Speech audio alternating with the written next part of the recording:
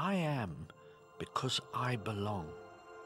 What benefits one person should benefit many.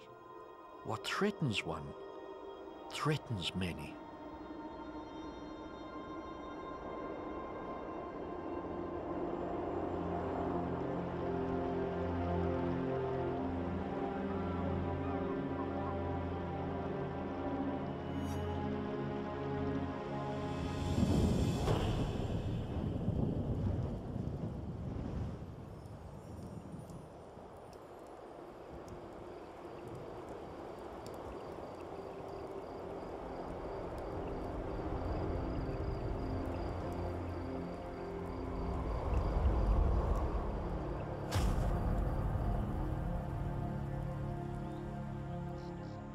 For millions of years, human technology has walked hand in hand with nature, taking and giving in balance, until now.